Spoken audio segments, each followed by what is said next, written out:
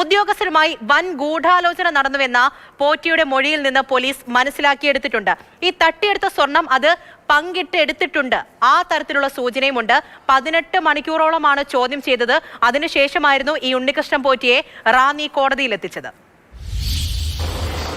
ശബരിമല സ്വർണ്ണക്കള്ള കേസുമായി ബന്ധപ്പെട്ട് ഇന്നലെ ഉച്ചയോടെ കസ്റ്റഡിയിലെടുത്ത ഒന്നാം പ്രതി ഉണ്ണികൃഷ്ണൻ പോറ്റിയെ ഇന്നലെ രാത്രി വൈകിയും ചോദ്യം ചെയ്യുകയായിരുന്നു. ആ ചോദ്യം ചെയ്യലിൽ നിർണായകമായ ചില വിവരങ്ങൾ ഈ സ്വർണ്ണക്കൊള്ളയുമായി ബന്ധപ്പെട്ട അന്വേഷണ സംഘത്തിന് ലഭിച്ചു. അതിൽ ഏറ്റവും പ്രധാനപ്പെട്ടത് സ്വർണ്ണപ്പാളികളിൽ നിന്ന് സ്വർണം വേർതിരിച്ച ശേഷം ആ സ്വർണം കൈമാറിയതൊക്കെ കൽപേഷിനാണ് എന്നുള്ളതാണ് പറഞ്ഞത്. മാത്രമല്ല കൽപേഷ് ഈ കേസുമായി ബന്ധപ്പെട്ട അല്ലെങ്കിൽ ഈ സംഭവവുമായി ബന്ധപ്പെട്ട ആലോചനകൾ നടക്കുമ്പോഴെല്ലാം അതിൽ സജീവമായിരുന്നു എന്നുള്ളൊരു മൊഴി കൂടിയാണ് ഉണ്ണികൃഷ്ണൻ പോറ്റി നൽകിയിരിക്കുന്നത്.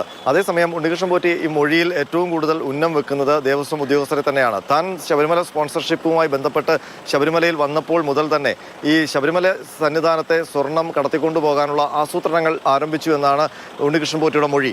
അപ്പോൾ ദേവസ്വത്തിലെ പ്രധാനപ്പെട്ട ഉദ്യോഗസ്ഥരടക്കം ഈ ഗൂഢാലോചനയിൽ പങ്കുചേർന്നു. അങ്ങനെ ക്രിമിനൽ ഗൂഢാലോചനയുടെ സ്വഭാവം ഈ കാര്യങ്ങൾക്കുണ്ടായിരുന്നു എന്ന് ഉണ്ണികൃഷ്ണൻ പോറ്റി ഒടുവിൽ SITക്ക് മുന്നിൽ മൊഴി നൽകി. ആ മൊഴി ലഭിച്ചതോടെയാണ് ഇന്ന് പുലർച്ചെ 3 മണിയോടെ SIT സംഘം ഉണ്ണികൃഷ്ണൻ പോറ്റിയുടെ അറസ്റ്റ് രേഖപ്പെടുത്തിയത്.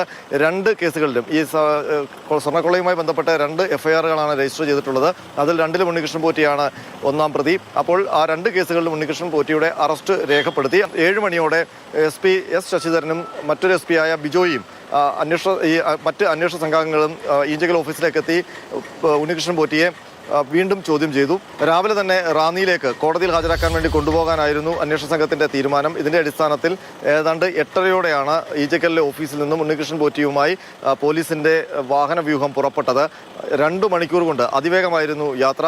2 മണിക്കൂർ കൊണ്ട് റാന്നിയിലെത്തി. കൃത്യം 11 മണിക്ക് Ranni judicial first class magistrate കോടതിയിൽ സിറ്റിംഗ് ആരംഭിച്ചപ്പോൾ ആദ്യത്തെ കേസായി ഉണ്ണികൃഷ്ണൻ പോറ്റിയുടെ കേസ് പരിഗണിക്കുകയും ഉണ്ണികൃഷ്ണൻ പോറ്റിയെ കോടതിയിൽ ആ സമയത്ത് ഹാജരാക്കുകയും ചെയ്തു. കസ്റ്റഡി ആപ്ലിക്കേഷനാണ് പോലീസ് മുന്നോട്ട് വെച്ചത്. അതേസമയം ഉണ്ണികൃഷ്ണൻ പോറ്റിയുടെ അഭിഭാഷകൻ ജാമ്യാപേക്ഷ സമർപ്പിച്ചിരുന്നില്ല. 14 ദിവസം ഈ മാസം 30 വരെ ഉണ്ണികൃഷ്ണൻ പോറ്റിയെ കസ്റ്റഡിയിൽ വിട്ടുകൊണ്ട് കോടതി ഉത്തരവിട്ടിട്ടുണ്ട്.